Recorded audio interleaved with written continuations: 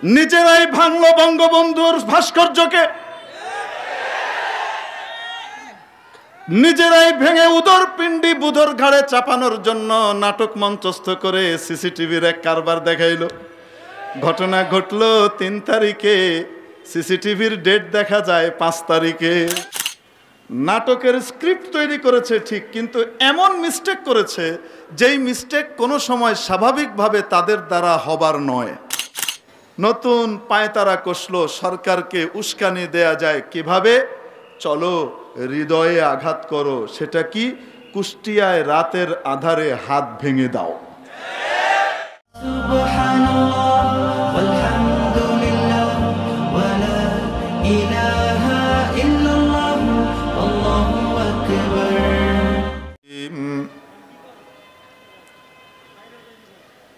ঐতিহ্যবাহী আল মাদানী ফাউন্ডেশন বাংলাদেশ মুগদা ঢাকা কর্তৃক আয়োজিত আজকের এই ঐতিহাসিক সিরাতুন নবী মাহফিলের সমাপনী দিবসের সর্বশেষ অধিবেশনের সম্মানিত সভাপতি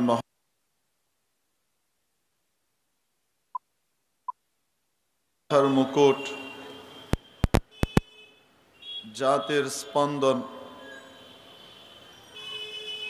সর্বজন শ্রদ্ধেয় হাদা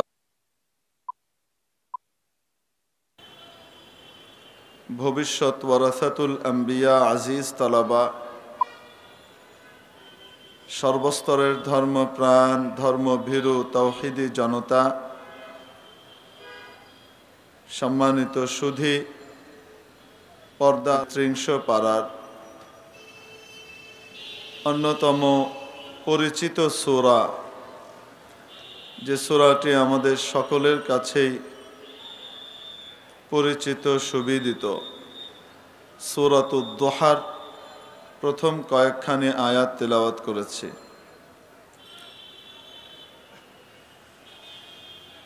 এই আয়াতে কারিমাগুলোয় আল্লাহ তাআলা আমাদেরকে কি জানালেন, কেনই বা এই কথাগুলো মাওলায়ে কারীম অবতীর্ণ করলেন, সে সম্পর্কে সামান্য আলোকপাত করে আজকের আলোচনার ইতি টানার ইচ্ছে পোষণ করি।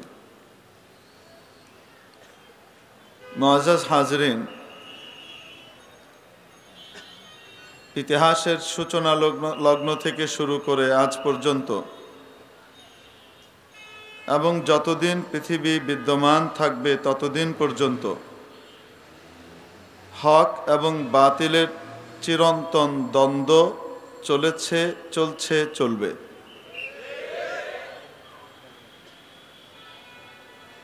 আগেও বাতিল এসেছে এবং হক এসে বাতিলের সমস্ত ষড়যন্ত্রকে নস্যাৎ করে দিয়েছে।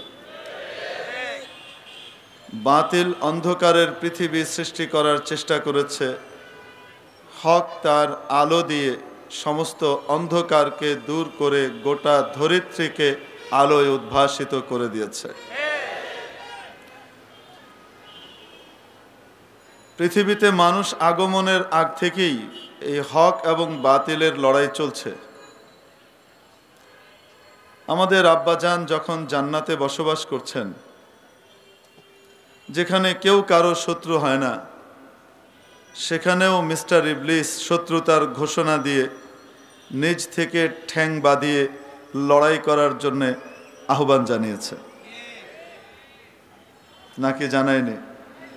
জানিয়েছে।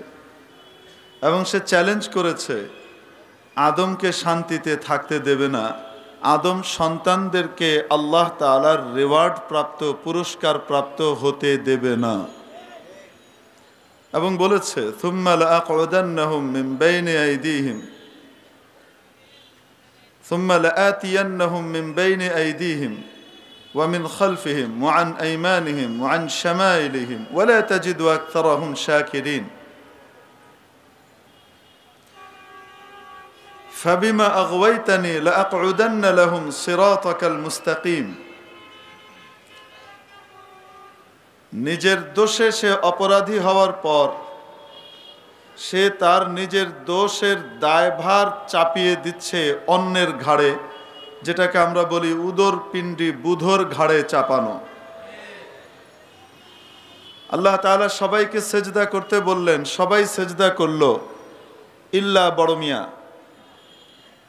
ইল্লা ইবলিস। নোয়াখালীত কয় বড় মিয়া, ইল্লা ইবলিস। মিস্টার ইবলিস সেজদা করলো না। আল্লাহ তাআলা তাকে জিজ্ঞেস করলেন, মা মানাআকা আন তাসজুদা ইয আমারতুক, আমি আদেশ করেছি, আহকামুল হাকিমিন, আরশের অধিপতি, গোটা আসমান জমিনের মালিক, আমি আদেশ করার পরেও তুই সেজদা করলি না, তোকে এই সেজদা করা থেকে বাধা দিল কে? সে বলছে, আমার লজিক, আমার যুক্তি।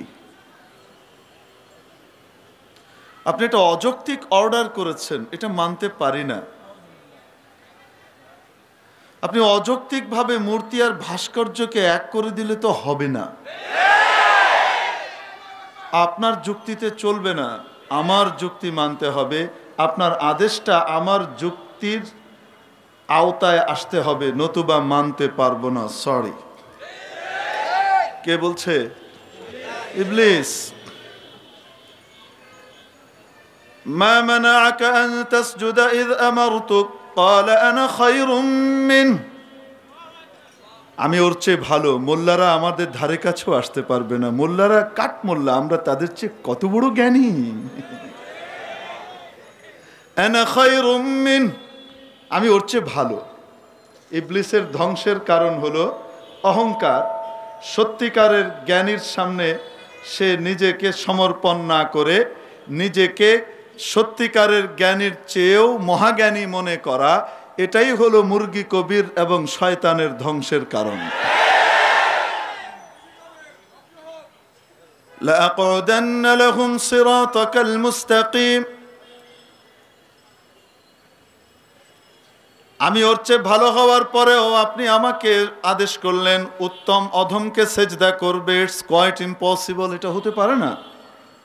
অধম উত্তমকে সেজদা করতে পারে, উত্তম অধমকে কিভাবে সেজদা করে? How it possible? ইবলিস মিয়া ওখানে বলতে পারলে এরকম করে চিবিয়ে চিবিয়েই বলতো, কিভাবে সম্ভব যে আমি ওকে সেজদা করব? ওকে বানিয়েছেন মাটি থেকে, আমাকে বানিয়েছেন আগুন দিয়ে। মাটির স্বভাব হলো উপরে মারলেও নিচে আসে।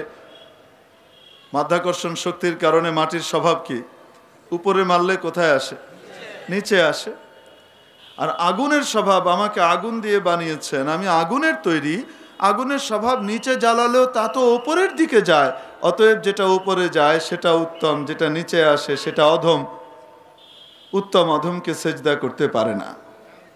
মিস্টার ইবলিসের এই যুক্তি বাহ্যিকভাবে মনে হয় যেন কত ঠিক, আসলে আল্লাহর আদেশ যেদিকে থাকে সেটাই সর্বাধিক যুক্তিযুক্ত হয়। অনেক সময় কপাল পোড়াদের মাথায় তা ঢুকে না। আল্লাহ তাআলা কোনো বিষয়ে যদি নিষেধাজ্ঞা আরোপ করেন সেটাই সর্বাধিক যুক্তিযুক্ত, সঠিক যুক্তি সংশ্লিষ্ট হয়, যুক্তি সম্পন্ন হয়।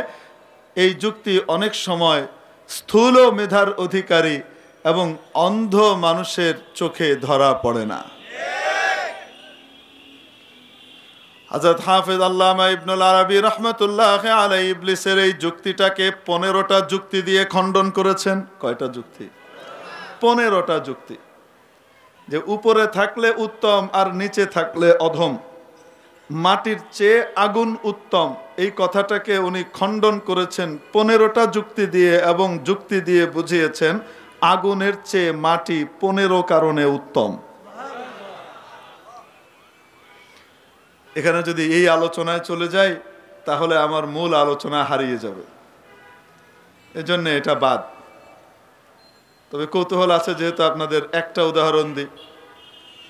উত্তম আর অনুত্তম, উত্তম আর অধম কোনো সময় উপর আর নিচ দিয়ে নির্ণীত হয় না, বরং উপকারিতার দৃষ্টিভঙ্গিতে এটা নির্ণীত হয় কোন জিনিস কতটুকু উপকারী আর কোনটা কতটুকু ক্ষতিকর। এই হিসেবে উত্তম আর অধম নিরূপিত হয়। মাটি এমন এক পদার্থ, এমন এক বস্তু, তার মধ্যে যদি একটা ছোট্ট দানা ফেলে দেয়া হয়, বিচি ফেলে দেয়া হয়, এই মাটি এই বিচির মধ্যে কারিগরি ফলিয়ে কিছুদিন পর একটা বিশাল ফল বা ফুলের বাগান উপহার দেয়। আর আগুন বিশাল বড় সাজানো গোছানো সুন্দর একটা বাগানের মধ্যে লেগে গেলে, দাবানল লেগে গেলে এক নিমিষে সমস্ত ফলমূল এবং বৃক্ষকে ধ্বংস করে দেয়। তাহলে উত্তম কোনটা, আগুন না মাটি?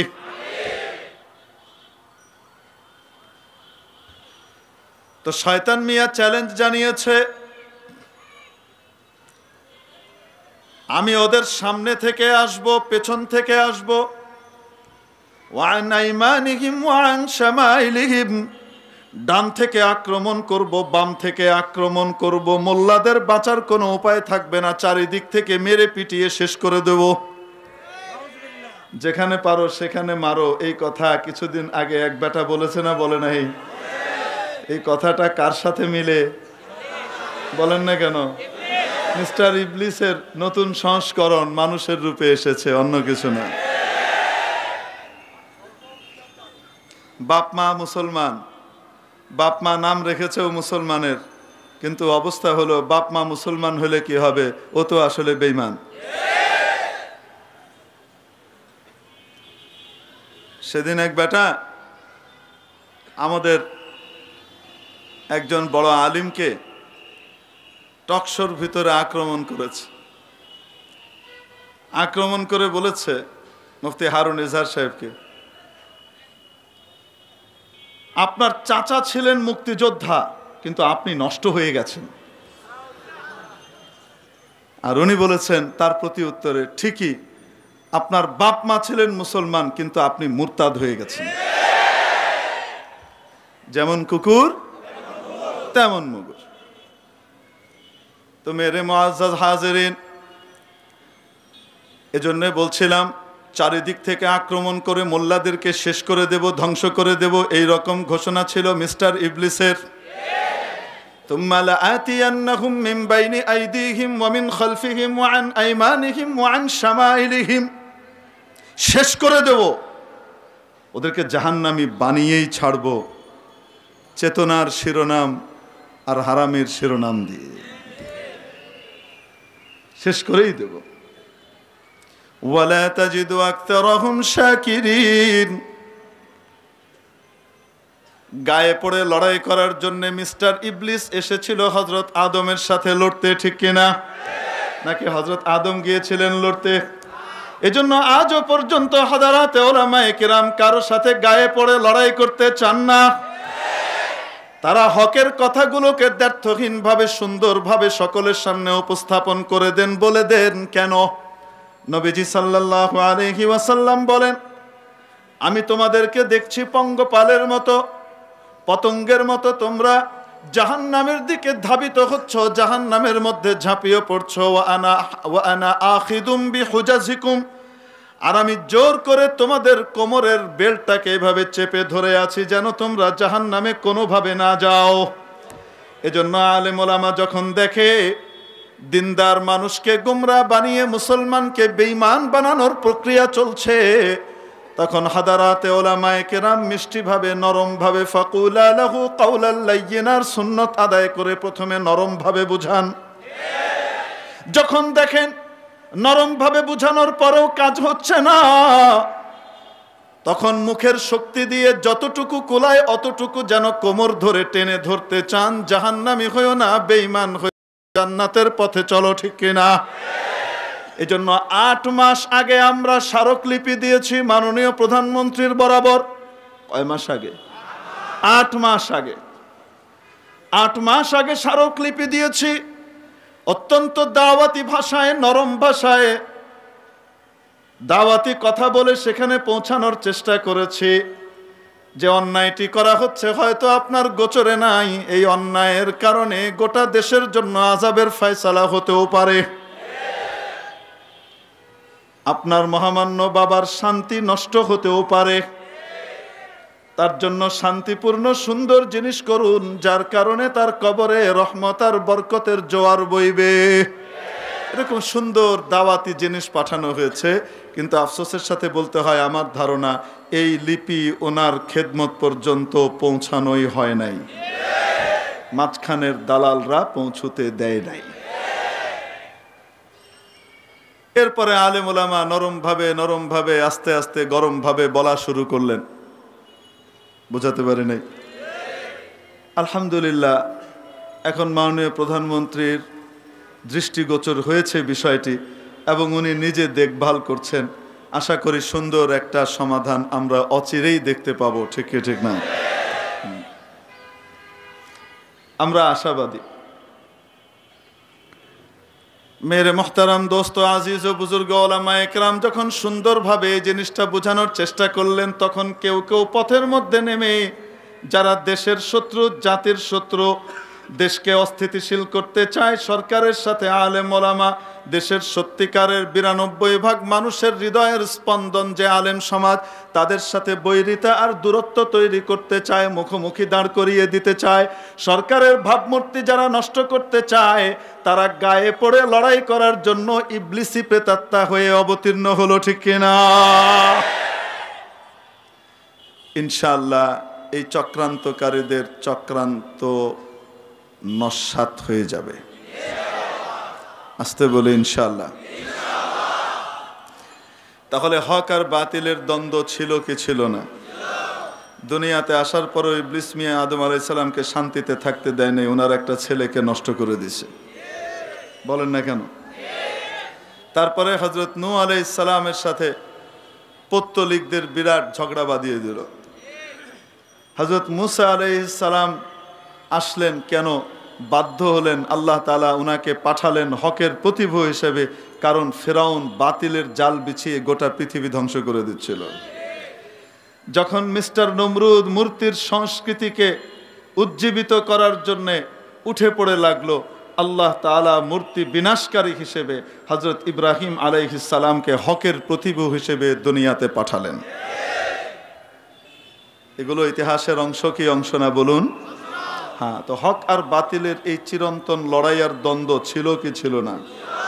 আজও আছে নাকি নাই? নবী করিম মুহাম্মদুর রাসূলুল্লাহ সাল্লাল্লাহু আলাইহি ওয়াসাল্লামের যুগে বাতিল আসলো বুদ্ধিজীবীর লেভেল নিয়ে। কোন লেভেলে? বুদ্ধিজীবীর লেভেলে।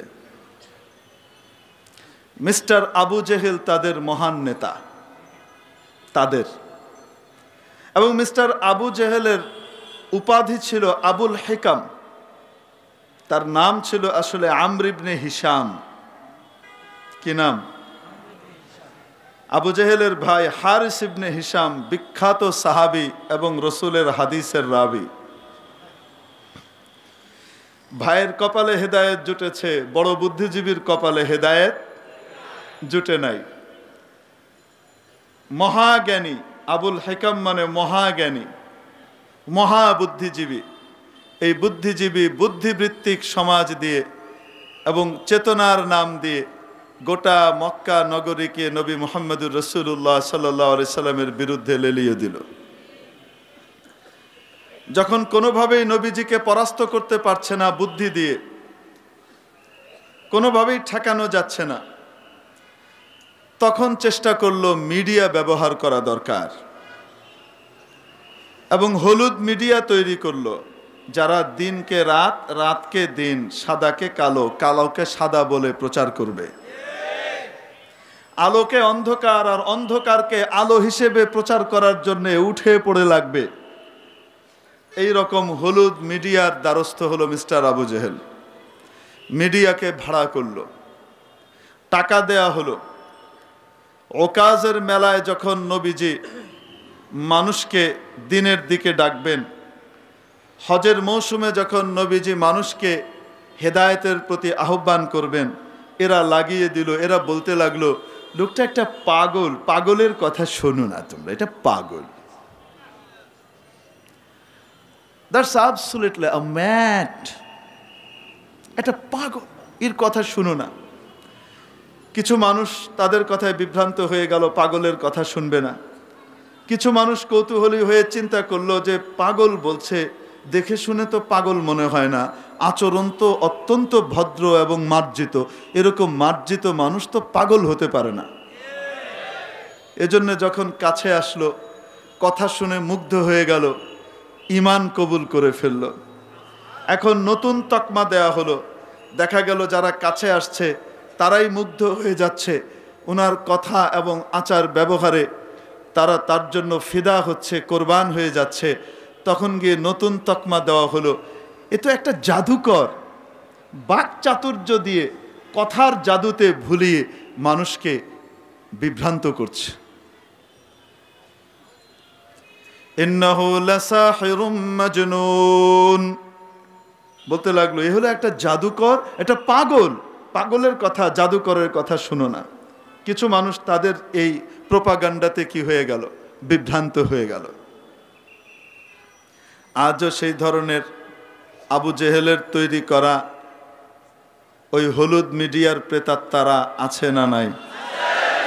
সব মিডিয়াই হলুদ না, কিছু মিডিয়া হলুদ।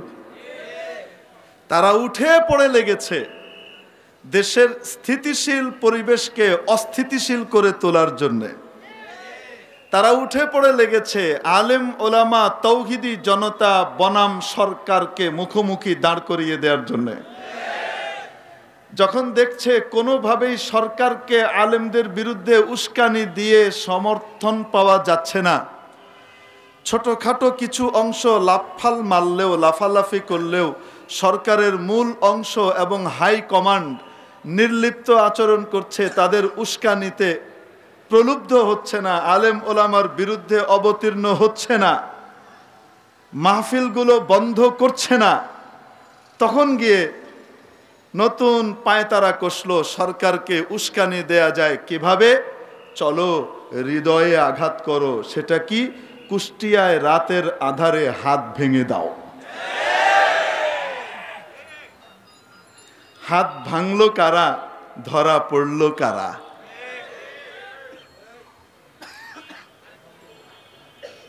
নাটক একটা মঞ্চস্থ করলো এই বামরামপন্থীরা, মনে রাখবেন সরকার না, কারা? বামরামপন্থীরা একটা নাটক তৈরি করলো, কিন্তু আফসোস নাটকটা বড় কাঁচা হয়ে গেছে। যে কোনো মানুষের কাছে তা ধরা পড়ে যাচ্ছে। কেন? এমন এক ক্যামেরা দিয়ে ধারণ করলো, যেই ক্যামেরা এত আকলমন্দ, বুদ্ধিমান, মহাজ্ঞানী, অপরাধী যেদিকে যায় ক্যামেরাও পেছন পেছন সেভাবেই ঘোরে।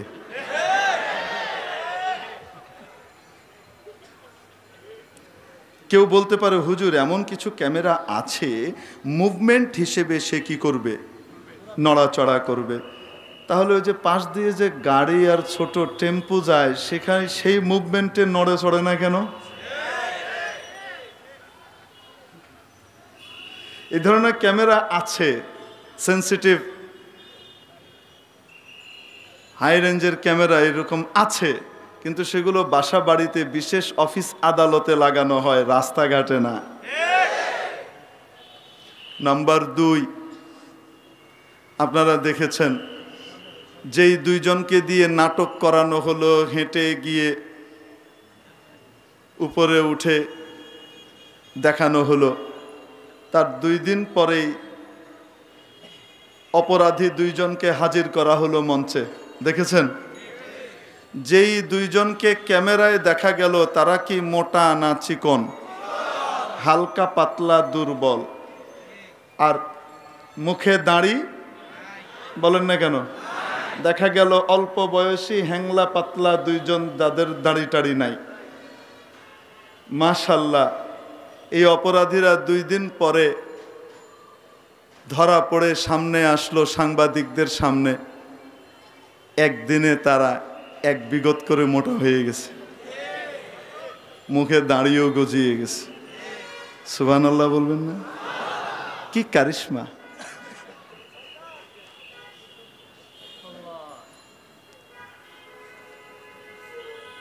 এই সমস্ত নাটক সাজিয়ে সরকারের চোখে, জনগণের চোখে, আলেম ওলামার চোখে ধুলো দেওয়া সম্ভব?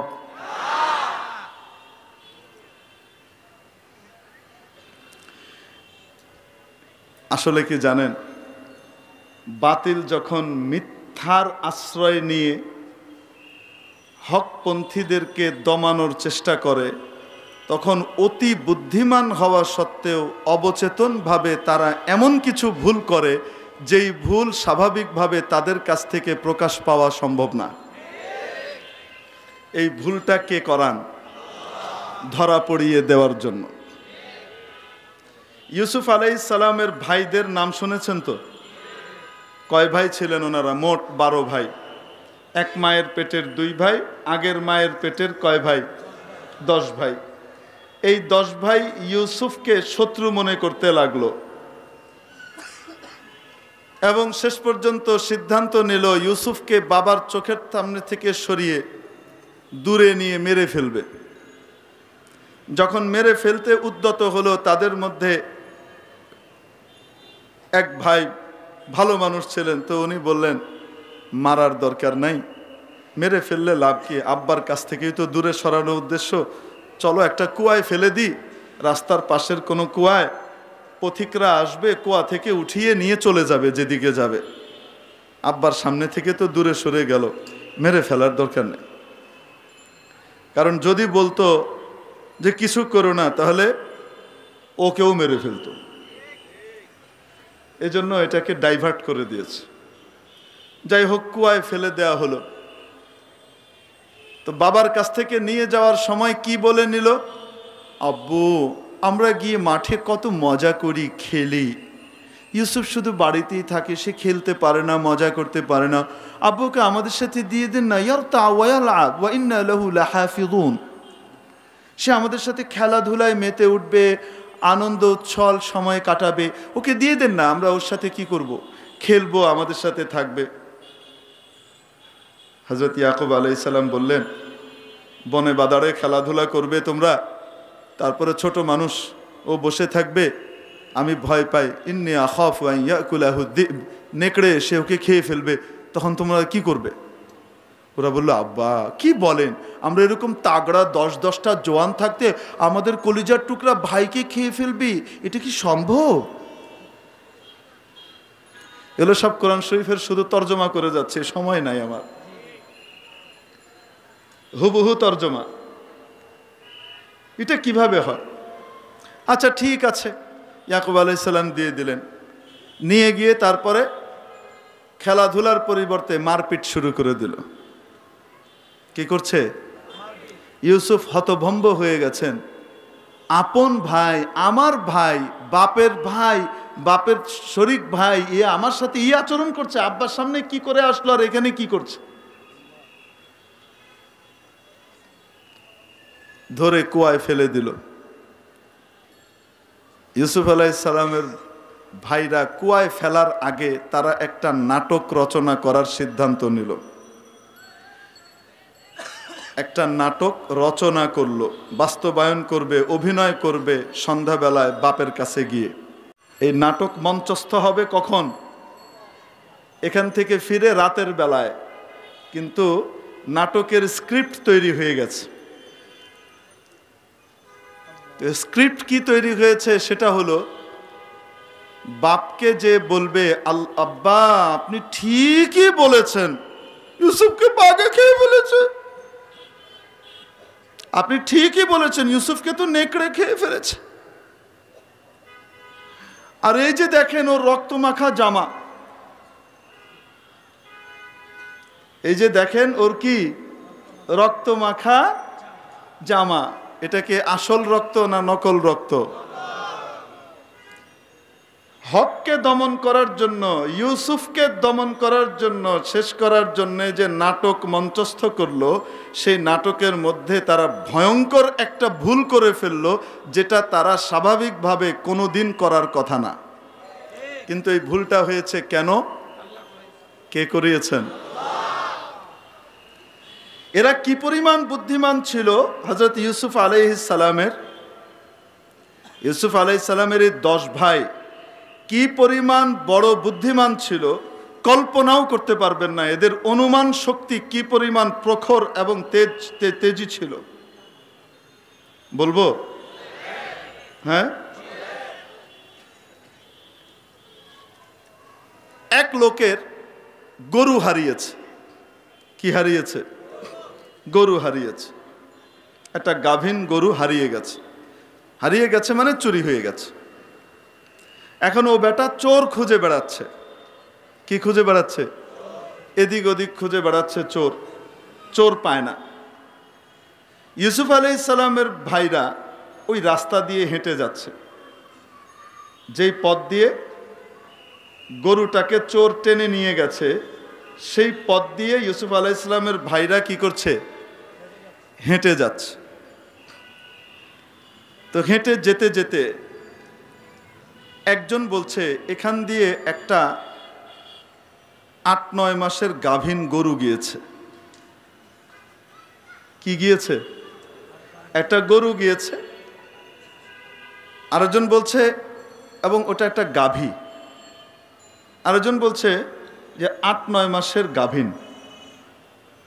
আরেকজন বলছে একটা চোখ কানা, চোখে দেখে না। একটা চোখে দেখে, আরেক চোখে দেখে না, একটা চোখ কানা। যে গাভীটা চুরি হয়েছে এই গাভীটা আসলেই এরকম ছিল। এখন এই গাভীর মালিক চিন্তা করতেছে, পাইছি চোর, এরাই তো চুরি করেছে, না হলে গাভীর এরকম পরিষ্কার বিবরণ দেয় কিভাবে যে এই রাস্তা দিয়ে গিয়েছে। রাজার কাছে তাদের ব্যাপারে নালিশ করেছে। রাজা তাদেরকে ডাকার পরে, অপরাধী, তোমরা চুরি করেছো? না, আমরা চুরি করিনি। আমরা কেন চুরি করব? তাহলে তোমরা কিভাবে বললা যে এখান দিয়ে একটা ৮-৯ মাসের গাভীন গিয়েছে, গরু, গাভীন গরু গিয়েছে এবং তার এক চোখ কানা? এটা কিভাবে বললা? নিশ্চয়ই তোমরা হয় চুরি করেছো, নয় চোরকে দেখেছো। কারণ যেটা গিয়েছে এই দিক দিয়ে সেটা তো গরুও হতে পারে, সেটা গরুও তো হতে পারে, মানে ষাঁড়ও তো হতে পারে। সেটা গাভীন, এটা কিভাবে বললা? গাই কিভাবে বললা?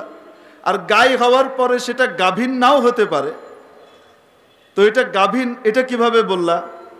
তারপরে চোখ একটা নাই, সেটা কিভাবে বললা যদি গরুটা তোমরা না দেখে থাকো? তাহলে এরা বলছে অনুমানের উপর বলেছে। কিসের উপর ভিত্তি করে বলেছি? হিসাব কিতাব করে, অনুমানের উপর ভিত্তি করে বলেছি। তো বাদশাহ বলছেন, এই ঘটনাটা আরেকটু লম্বা, আমি পুরাটুকু বলবো না, অর্ধেক বলবো। তো বাদশাহ বলছে, আচ্ছা ঠিক আছে, কিভাবে অনুমান করলা বলো যে এখান দিয়ে একটা ষাঁড় যায়নি, গাভীন গেছে, এবং সেটা ৮-৯ মাসের গাভীন, এটা কিভাবে বুঝলা? গর্ভবতী। তো বলছে এখান দিয়ে যে রাস্তা দিয়ে আমরা যাচ্ছিলাম আলের উপর দিয়ে, তার দুই পাশে ঘাস আছে। কি আছে? ঘাস আছে। তো ঘাসগুলা দেখলাম খাওয়া, ঘাসগুলা দেখলাম খাওয়া। তো খাওয়ার ভিতরে আবার দেখলাম যে ষাঁড় গরু যখন খায় তখন একদম গোড়ায় কামড় দিয়ে টেনে উঠিয়ে ফেলে, আর গাই গরু যখন খায় কিছু ফালায়, আগা আগা দিয়ে খায়। তো এটা আগা আগা দিয়ে খাওয়া, তার মানে বোঝা গেল এটা ষাঁড় না, এটা একটা গাই গরু। আচ্ছা, গাভীন যে এটা কিভাবে বুঝলা? কারণ এখানে তার পদচিহ্ন আছে, তারা বলছে। তো দেখি 4 পায়ের ভিতরে সামনের 2 পায়ের ছাপ যেখানে পড়েছে ওইটা হালকা গভীর, আর পিছনের 2 পায়ের ছাপ যেখানে পড়েছে সেটা তুলনামূলকভাবে বেশি গভীর। তার মানে বোঝা গেল পেছনের দিকে তার ওজন অতিরিক্ত সে বইছে। তো গাই গরুর ওজন কিসের কারণে হবে? তার পেটে বাচ্চার কারণে হবে। তাই বলেছি 8-9 মাসের গাভীন। বাদশা চিন্তা করে, বাপরে বাপ, এদের অনুমান তো বড় শক্ত, বড় যুক্তিসঙ্গত। তারপর বলছে, আচ্ছা বলো দেখি, এটা যে এক চোখ নাই, একটা চোখ আছে, এক চোখ কানা, এটা কিভাবে বুঝলা? বলছে এভাবে বুঝেছি যে দুই পাশেই ঘাস আছে, খাওয়া শুধু এক পাশের ঘাস, আরেক পাশের ঘাস ঠিক যেমন ছিল তেমন আছে। তার মানে বোঝা গেল গরু যখন খায় আমাদের নিয়ম অনুযায়ী আমরা দেখেছি গরু খাওয়ার সময় নিয়ম মাফিক এক পাশ থেকে খায় না, মানুষ খাওয়ার সময় এক পাশ থেকে খায়, কিন্তু গরু খাওয়ার সময় এদিক ওদিক সব দিক থেকেই খায়। অথচ এই গরু দেখা যায় এক পাশ থেকে খেয়েছে, আরেক পাশ থেকে খায় নাই। তার মানে হলো এক চোখ অন্ধ, যেই চোখটা অন্ধ সেদিকে সে দেখেই নাই, তাই খায় নাই, যেই পাশ দিয়ে দেখেছে ওই পাশ খেতে খেতে গিয়েছে। এখন বুঝে থাকলে বলেন তো দেখি, ইউসুফ আলাইহিস সালামের ভাইদের যুক্তি এবং বুদ্ধির বিশ্লেষণী প্রখরতা কি পরিমাণ? আমাদের দেশের মুরগি কবির, জাফর টাফর এগুলোর সাথে কোনো তুলনায় আসবে? হ্যাঁ, ইনু নুনু কি কি আছে এগুলোর সাথে কোনো তুলনায় আসবে? কত বুদ্ধিমান, তারপরেও একটা গ্রেট মিস্টেক করেছে। নাটকের স্ক্রিপ্ট তৈরি করেছে ঠিক, কিন্তু এমন মিস্টেক করেছে যেই মিস্টেক কোনো সময় স্বাভাবিকভাবে তাদের দ্বারা হবার নয়। কেন এই মিস্টেক করিয়ে দিয়েছেন কে? হককে বাঁচানোর জন্য, বাতিলকে ধরা পড়িয়ে দেওয়ার জন্য। মিস্টেকটা কি করেছে? ইউসুফকে যখন ফেলে দিল কুয়ার মধ্যে, তার গা থেকে জামাটা খুলে ফেললো। জামাটা খুলে একটা দুম্বা জবাই করে সেই দুম্বার রক্ত দিয়ে ওই জামাটাকে মাখালো। এই রক্তে রঞ্জিত জামা নিয়ে কানতে কানতে এসেছে কোথায়? ওয়াজাউ আবাহুম ইশাআন ইয়াবকুন। আল্লাহ তাআলা বলেন এশার সময় যখন রাত কিছুটা গভীর হয়ে গেছে তখন এসেছে, কাঁদতে কাঁদতে এসেছে। কার কাছে? আব্বার কাছে কাঁদছে। এই কান্নার পানি আসল না নকল? আসতে বলেন। অনেক সময় কি করে জানেন?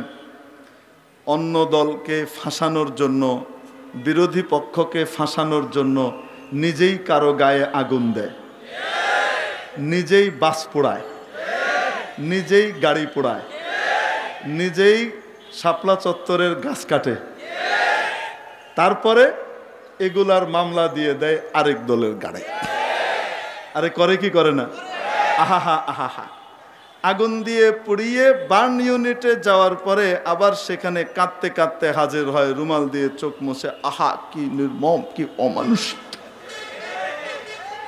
এই নাটকের কারবার কি নতুন না পুরনো? বহু প্রাচীন, নতুন কিছু না।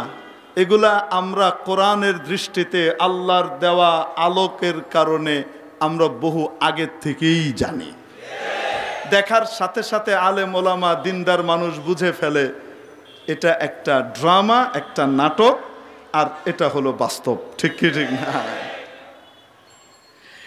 ওয়াজাউ আবাহুম ইশাআন ইয়াবকুন قالوا يا أبانا إنا ذهبنا نستبق।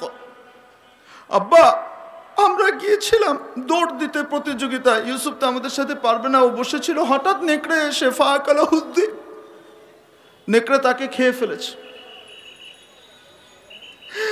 আরে ভাই, একজন কান্দে, হায় রে ভাই, কই গেল? আল্লাহ তাআলা বলেন ওয়াজাউ আলা কামিসিহি বিদামিন কাযিব। এরা ইউসুফের জামার মধ্যে বানোয়াট নকল রক্ত লাগিয়ে নিয়ে আসলো। আসল রক্ত না নকল রক্ত? কাযিবের অনেক অর্থ আছে। এক অর্থ হলো জিদ্দুল ওয়াকি, মৌলিক অর্থ এটা। এখন বলেন দেখি, যে রক্তটা এনেছে এটা কি বাস্তব না অবাস্তব? ইউসুফের না বকরির? বকরির রক্তকে ইউসুফের রক্ত বলে চালিয়ে দিচ্ছে। এই যে দেখেন, আমরা প্রমাণ এনেছি, জানি আপনি বিশ্বাস করবেন না, আপনি আমাদেরকে মানবেন না, বিশ্বাস করবেন না। আব্বা এই যে দেখেন, রক্ত মাখা জামা আমার বাইরে। আমি কেন এটা করে দেখালাম? কোরআন শরীফে ঠিক এভাবেই আছে। বলেন, ওলামায়ে কেরাম বলেন এরকমই আছে কিনা? যেমন আছে ওরকমই তো। এসে কাঁদতে লাগলো আর বানোয়াট রক্ত দেখাইতে লাগলো, নকল রক্ত। হযরত ইয়াকুব আলাইহিস সালাম বেকুব, বলেন না কেন? যিনি এইরকম মেধাবী এই 10-12টা বাচ্চার জন্ম দিছেন, যেগুলা গরু কেমন ছিল, চোখ একটা না দুইটা, গাভীন নাকি নন গাভীন, এই সবগুলা শুধু আইল আর ঘাস দেখে বের করে দিতে পারে, শার্লক হোমস ফেল। এইরকম 10টা বাচ্চাকে যিনি জন্ম দিয়েছেন, উনি কি বেকুব? আল্লাহু আকবার কবীরা। হযরত ইয়াকুব আলাইহিস সালাম তো দেখার সাথে সাথে ধরে ফেলেছেন। যেমন আমাদের মাননীয় সরকারের ঊর্ধ্বতন মহল, আশা করি এই নাটক দেখার সাথে সাথেই বুঝে ফেলেছে যে রক্ত এটা অপরাধী, এটা আসল না নকল। আশা করি বুঝে ফেলেছে। তদন্তে মিথ্যা প্রমাণিত হবে, অতি অল্প সময়ে, চুপচাপ অপেক্ষা করেন ইনশাআল্লাহ। আর যদি কপাল খারাপ হয় তাহলে ইউসুফের ভাই এদের জলে যোগ দিবে। হযরত ইয়াকুব আলাইহিস সালাম বললেন, আহা হা আহা হা, কত জ্ঞানী বুদ্ধিমান নেকড়ে আমার বাচ্চাটাকে খেলো। খাওয়ার আগে তার জামাটা খুলে তারপরে শরীরটাকে ছিঁড়ল। আমার বাবুটার শরীর ছিঁড়ে ফুড়ে খেলো, হাত পা আলাদা করে কামড়ে কামড়ে খেলো, যেমন বিবরণ তোমরা দিলা। কিন্তু নেকড়েটা এত বুদ্ধিমান, খাওয়ার আগে আমার বাচ্চার গা থেকে কাপড়টা খুলেছে, তারপর খেয়েছে। কারণ যে জামাটা নিয়ে আসছো ওটা তো আনা আমার আস্ত, ওটার মধ্যে তো কোনো ছিঁড়ে ফাড়া নাই। এখন বলেন দেখি, এই যে গ্রেট মিস্টেকটা তারা করেছে, এরা কি এই মিস্টেক করার মতো বুদ্ধিমান? কিন্তু এত বড় ভুলটা কেন করলো? কে করিয়েছেন? সর্বময় ক্ষমতার মালিককে। নিজেরাই ভাঙলো বঙ্গবন্ধুর ভাস্কর্যকে, নিজেরাই ভেঙে উদর পিণ্ডি বুধর ঘাড়ে চাপানোর জন্য নাটক মঞ্চস্থ করে সিসিটিভির এক কারবার দেখাইলো। ঘটনা ঘটলো 3 তারিখে, সিসিটিভির ডেট দেখা যায় 5 তারিখে। সুবহানাল্লাহ বলবেন না?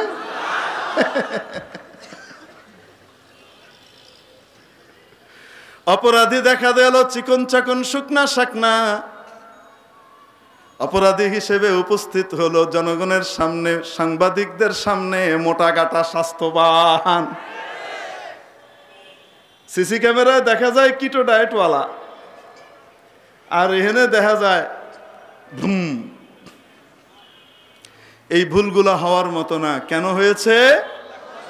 কে ঘটিয়েছেন? তার মানে বোঝা গেল আল্লাহ তাআলা মূর্তি আর ভাস্কর্য সংস্কৃতির পক্ষে না বিপক্ষে?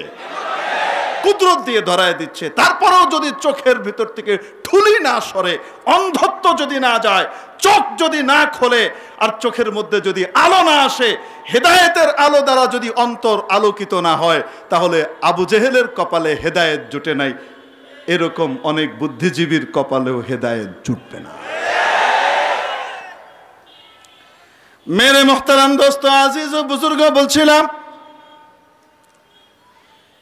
এই জন্য বুদ্ধিজীবী মহল, নবীজি সাল্লাল্লাহু আলাইহি ওয়াসাল্লামের জমানার বুদ্ধিজীবী মহল হলুদ মিডিয়াকে ভাড়া করলো নবীজির বিরুদ্ধে দাঁড় করিয়ে দেওয়ার জন্যে।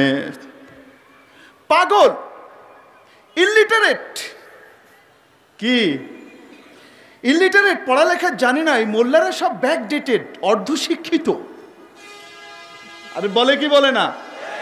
আবু জেহেলের শব্দ, আবু লাহাবের শব্দ, উতবা সাইবা উমাইয়া ইবনে খালফের শব্দ, উকবা ইবনে আবি মুআইতের শব্দ। এরা এই সমস্ত ভাষাই বলতো। মুহাম্মদের কাছে আসমান থেকে কিতাব এসেছে, ওর কথা অনুযায়ী আমাদেরকে চলা লাগবে। এটা অখ্যাত মানুষের কাছে, এতিমের কাছে আল্লাহ তাআলা এই বিষয় পাঠাবেন। আমাদের মতো এরকম স্বনির্ভর ভদ্র সমাজপতিদের কাছে আল্লাহ পাঠাবেন না। এটা কি হতে পারে? এরকম কোনো কিতাব আল্লাহ পাঠালে তো আমাদের মধ্যে দামি দামি মানুষ, বড় মহান মানুষ যারা মহাজ্ঞানী, তাদের কাছে আসার কথা ছিল। তারাই তো সঠিক বুঝে। লাউলা নুজজিলা হাযাল কুরআনু আলা রাজুলিন মিনাল ক্বরয়াতাইনি আযীম, আই আলা রাজুলিন আযীমিন মিনাল ক্বরয়াতাইন। এই কিতাব অবতীর্ণ হলো, এটা অবতীর্ণ হওয়ার কথা ছিল এই দুটি বিরাট সম্মানিত জনপদ, একটা হলো মক্কা আর একটা হলো তায়েফ। মক্কা আর তায়েফ আরবের সবচাইতে নামি দামি দুটো এলাকা। বড় বড় নেতারা এখানেই থাকেন, বড় বড় মহাজ্ঞানী বুদ্ধিজীবীরা এখানে থাকেন। তাহলে এই দুই মহানগরীর একজন বড় ব্যক্তির কাছে, সম্মানিত মানুষের কাছে এই কিতাব কেন আসলো না?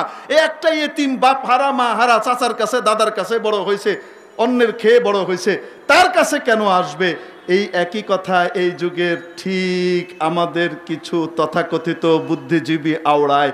জাকাত ফিতরা খাওয়া এই সমস্ত কাঠমোল্লাদের কাছ থেকে কি আমাদেরকে জ্ঞান নিতে হবে নাকি?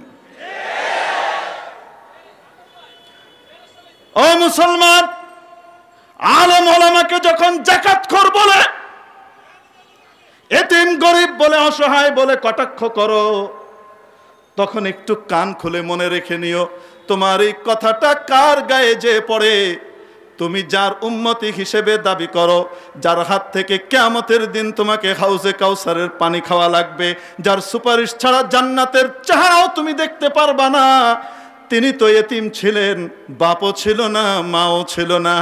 মহা এতিম নবীজির ঘাড়ে গিয়ে এই কথা আঘাত করে, ঠিক কিনা?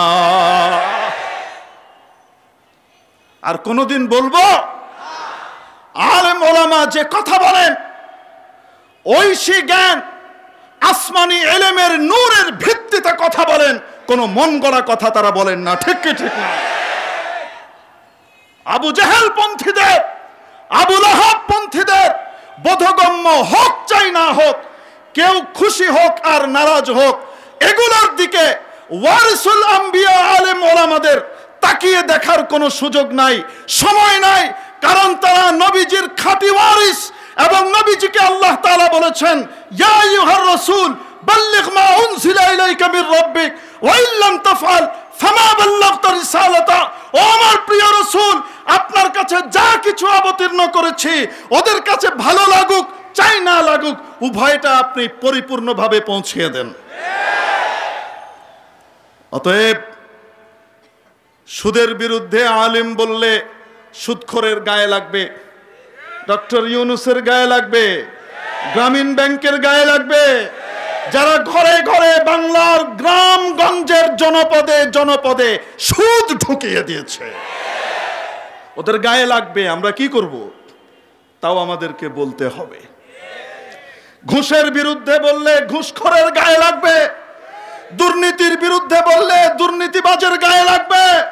কিন্তু আলেম ওলামা এই কথাগুলো বলেই যাবেন। কার পছন্দ হলো, কার অনুরাগ এলো আর কার বিরাগ হলো, এগুলোর দিকে তাকানোর সময় তাদের নাই। কেন? তারা আল্লাহর তরফ থেকে নবীজির মাধ্যমে যা পেয়েছেন সবটুকুকেই তারা পৌঁছিয়ে দেবেন। মেরে মোহতারাম দোস্ত, আজিজ ও বুজুর্গ,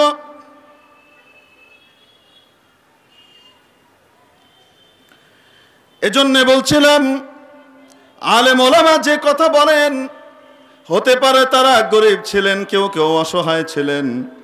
অসহায় আর গরিব অবস্থায় যদি কারো জাকাতের টাকা খেয়ে থাকেন, জাকাতের উপযুক্ত ব্যক্তি জাকাতের টাকা নেওয়া তার জন্য হারাম না হালাল? আসতে বলে।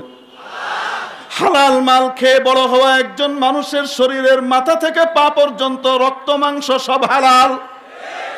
হালালের ফলাফল হলো এই, চারিদিকে যখন মদ গাঁজা এবং মাদকের নেশার সয়লাব চলে, এই হারামের মধ্যে কওমি মাদ্রাসার বাচ্চাদেরকে খুঁজে পাওয়া যায় না। তাদের রক্ত 100% হালাল এবং পরিষ্কার বিশুদ্ধ পাওয়া যায়। ডোপ টেস্টের মধ্যে কোন রকমের নেশাদ্রব্য তাদের রক্তের মধ্যে পাওয়া যায় না, ঠিক কিনা? মাননীয় সরকারের এমপি মোহতারাম জনাব কাজী ফিরোজ রশিদ সাহেবের একটি বক্তব্য আছে, আপনারা শুনেছেন? হ্যাঁ, ফিরোজ রশিদ সাহেবকে টকশোর ভিতরে বহুত চেষ্টা করেছে মাওলানা সাহেবদের বিরুদ্ধে কিছু বলানোর জন্য। বিবেক আছে, বুদ্ধি আছে, বিরুদ্ধে বলেছেন। যখন প্রশ্ন করল মাদ্রাসার ছাত্ররা কেন রাজনীতি করবে, জায়গা জায়গা কই, সামনে যেভাবে বসে আছে এ তো নড়ার জায়গা নাই। অনেক মানুষ বাইরে দাঁড়িয়ে আছে আমাদের ভাইরা, আমরা যদি একটু সামনের দিকে এগিয়ে এগিয়ে বসি তাহলে ওনারা বসার কারণে যে আরাম পাবেন এবং ওয়াজ শুনে সোয়াব লাভ করবেন, সেই সোয়াবের তাদের সাথে সাথে আপনারাও ভাগীদার হবেন। একটু সামনের দিকে এগিয়ে আস, একটু সামনের দিকে এগিয়ে আস।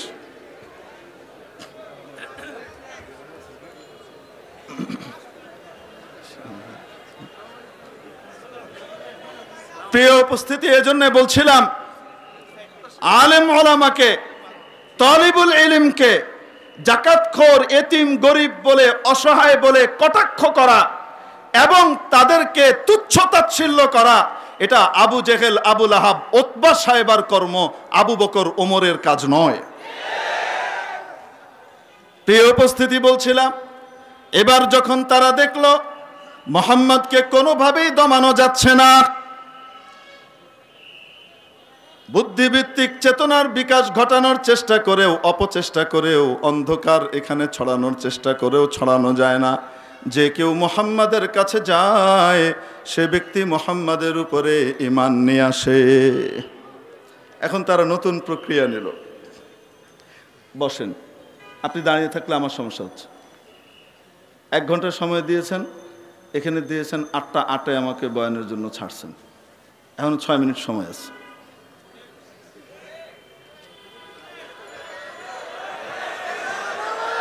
আরে 1 ঘন্টা আমার কাছ থেকে শুনবেন তো হযরত ওয়ালার কাছ থেকে কি শুনবেন? তারপরে সুলতানুল ওয়াইজিন আসতেছেন,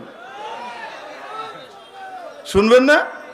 হ্যাঁ, কথাটা শেষ করার জন্য সময় নিচ্ছি, নাহলে ছেড়ে দিতেই মন চাচ্ছে, কারণ আমার আরেক জায়গায় ওয়াদা আছে, ওখানে যেতে হবে। যত আগে যেতে পারি তত ভালো।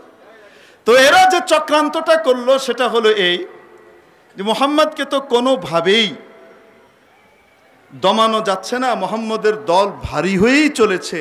তো একটা কাজ করা দরকার। সেটা কি?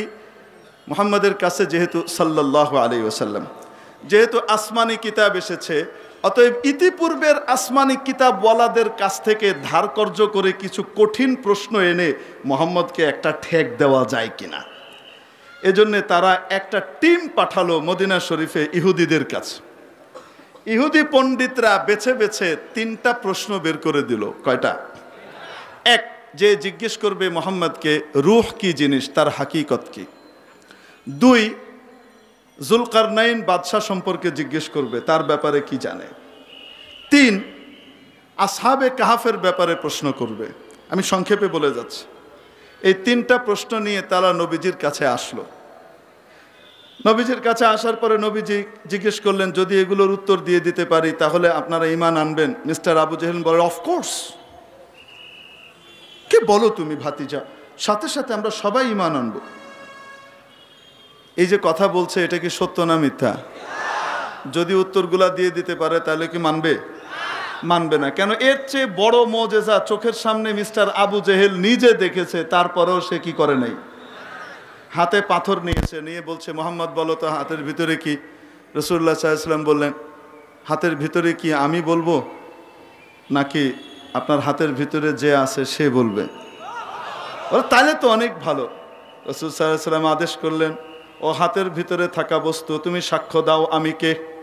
সাথে সাথে আবু জেহেলের হাতের ভেতরে পাথর কথা বলা শুরু করেছে, আশহাদু আল্লা ইলাহা ইল্লাল্লাহ ওয়া আশহাদু আন্না মুহাম্মাদান আবদুহু ওয়া রাসূলুহু। এমন পাথর কথা বলল যে পাথর জীবনে কোনোদিন কথা বলেছে ইতিপূর্বে? পাথর কোনোদিন কথা বলে? হযরত ঈসা আলাইহিস সালামকে আল্লাহ তাআলা একটা মুজিজা দিয়েছিলেন। হাজার হাজার বছরের আগেকার কোনো মুর্দার কবরের সামনে গিয়ে, যেই মুর্দা ইন্তেকাল করেছে কয়েক হাজার বছর আগে, তার চুল, হাড্ডি, শরীরের কোনো অংশ বাকি নাই, সব কিছু মাটি হয়ে গেছে, মাটি আর মাটি। ওখানে গিয়ে যদি ডাক দিয়ে বলতেন কুম বিইذনিল্লাহ, সাথে সাথে ওই ব্যক্তি তার অস্থি মজ্জা সবকিছু সহকারে শটান দাঁড়িয়ে হযরত ঈসা আলাইহিস সালামের কালিমার সাক্ষ্য দিয়ে দিত, প্রশ্নের উত্তর দিত। ঈসা আলাইহিস সালামকে রব্বুল আলামিন এই মুজিজা দিয়েছিলেন, কিন্তু লক্ষ্য করে দেখুন হযরত ঈসার এই মুজিজার মধ্যে এমন ব্যক্তি কথা বলছেন যিনি এখন কথা বলার ক্ষমতা রাখেন না, কিন্তু কোনো না কোনো আমলে পৃথিবীতে বিচরণ করে বেরিয়েছেন এবং বলেছেন, ঠিক কিনা? কিন্তু নবীজির হাতের পাথর জীবনে কোনোদিন আগে কথা বলেছে? কোনো পাথর কথা বলে? সেই পাথর কথা বলছে।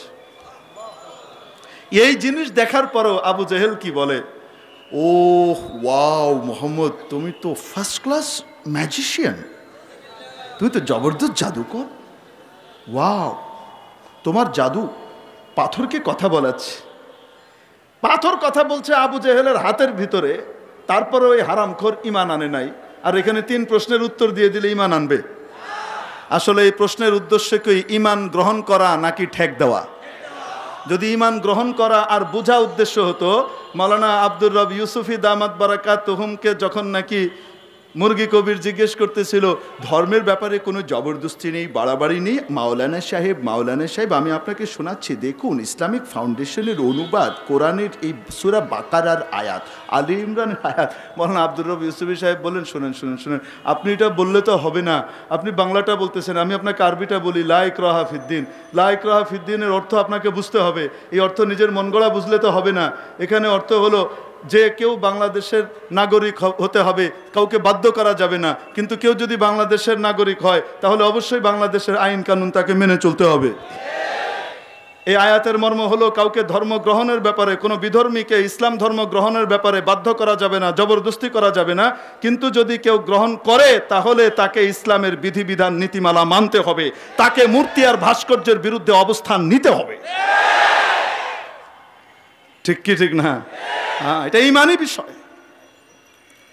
কেন আলেমরা বলছে মূর্তি বা ভাস্কর্য যদি পূজার জন্য স্থাপন করে তাহলে শিরক, যদি পূজা করা হয় তাহলে শিরক, আর যদি পূজার জন্য স্থাপন নাও করে, নান্দনিকতা বা স্মৃতি রক্ষার্থে অন্য কোনো কারণে মূর্তি বা ভাস্কর্য নির্মাণ করে রাখা হয় কোনো প্রাণীর, তাহলে সেটা কবিরা গুনাহ, হারাম। সেটা কি? শরীয়তের একটি স্বতঃসিদ্ধ নীতিমালা জেনে নিন, কোন হারামকে হালাল মনে করলে মানুষ কাফের হয়ে যায়। অতএব মূর্তি আর ভাস্কর্যকে যদি নান্দনিকতার কারণে কেউ লাগাতে চায়, তাহলে যদি বৈধ মনে করে লাগায় যে এটা বৈধ, কোনো অসুবিধা নাই, ঈমান আছে না গেছে?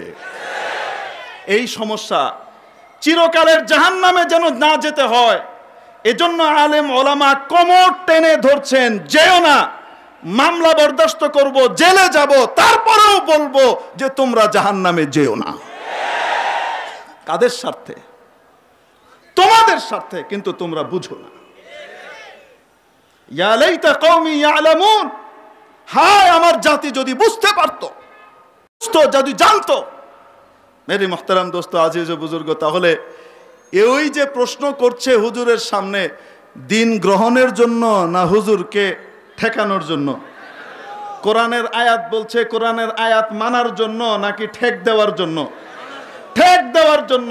এজন্যই তো হুজুর যখন সঠিক ব্যাখ্যা বলে দিয়েছে আর কোনো জবাব নাই, তখন কি হেদায়েত কবুল করেছে? বলেন না কেন? করলে এখন ভিতরে থাকতো, বেহায়ার মতো মুখ দেখাইতো না বাইরে। আবু জেহেলেরও এই দশা। এখন রাসূলুল্লাহ সাল্লাল্লাহু আলাইহি ওয়াসাল্লাম যখন আসলো ওনার কাছে, নবীজি সাল্লাল্লাহু আলাইহি ওয়াসাল্লাম বললেন ঠিক আছে, কারণ ওনার নিয়ম ছিল কোনো বিষয় নিজের থেকে তো বলতেন না। কে বলতেন? আল্লাহ জানাতেন, তাই বলতেন, আল্লাহর কাছে জেনে বলবেন। তো রাতটুকু সময় নিলেন, জিবরিল আলাইহিস সালাম আসবেন, ওনাকে জানাবেন, তারপরে আগামীকাল বলবেন। তো উনি বলে দিলেন আগামীকাল বলবো। কি বলবো? আল্লাহ তাআলা ইচ্ছাকৃতভাবে নবীজির মুখ থেকে ইনশাআল্লাহ বলাটা ভুলিয়ে দিলেন। এটা ভুলিয়েছেন কে? কেন? নবীজির মাথা থেকে পা পর্যন্তই তো ইনশাআল্লাহ, আল্লাহ আল্লাহ, ঈমান আর ঈমান, ঠিক কি ঠিক না? তো ভুলিয়ে দিলেন কেন? আমাদেরকে শিখানোর জন্য যে ইনশাআল্লাহ, মাশাআল্লাহ, আলহামদুলিল্লাহ, নাউজুবিল্লাহ, ইন্না লিল্লাহ, এগুলার গুরুত্ব কত বেশি। ঠিক কি ঠিক না? আমাদেরকে বোঝানোর জন্য ভুলিয়ে দিলেন। ইনশাআল্লাহ মানে যদি আল্লাহ চান। এখন রাতে উনি অপেক্ষা করছেন, দোয়া করছেন, জিবরিল আলাইহিস সালাম আসবে, জিবরাইল আসে না। এরপরের দিন কাফেররা এসে হাজির হয়েছে। এখন রাসূলুল্লাহ সাল্লাল্লাহু আলাইহি সাল্লাম উত্তর দিতে পারছেন না। উনি বলছেন, তার মানে বোঝা গেল রসুল আলিমুল গায়েব। রসুল উত্তর দিতে পারছেন না, তার মানে বোঝা গেল রসুল কি আলিমুল গায়েব, সবকিছু রসুল জানেন। জামিউ মা কানা ওয়া মা ইয়াকুনুর ইলম রসুলের আছে, এটাই তো বোঝা গেল। আমাদের বেদাতি ভাইরা যে বলে, একটু চিন্তা করা দরকার, এই আকীদাটা কোরআন আর হাদিসের সাথে কি পরিমাণ সাংঘর্ষিক। ঠিক কি ঠিক না? নবীজি আলিমুল গায়েব, আলিমুল গায়েব একমাত্র কে? আল্লাহ। নবীজি অতটুকুই বলতে পারেন যতটুকু উপর থেকে জানতে পারেন। এখন আর বলতে পারছেন না। এখন এরা হাসি ঠাট্টা শুরু করলো। হ্যাঁ, ধরা পড়ছো, এইবার ধরা পড়ছো। অহনার কয়ে পারো না, কেমবে কইবা? আসলে তো তুমি নকল নবী। আবু জাহেলের বগল বাজানোর সুযোগ হয়ে গেল। 1 রাত 2 রাত 3 রাত 4 রাত না, 15 রাত পর্যন্ত ওহী আসে না।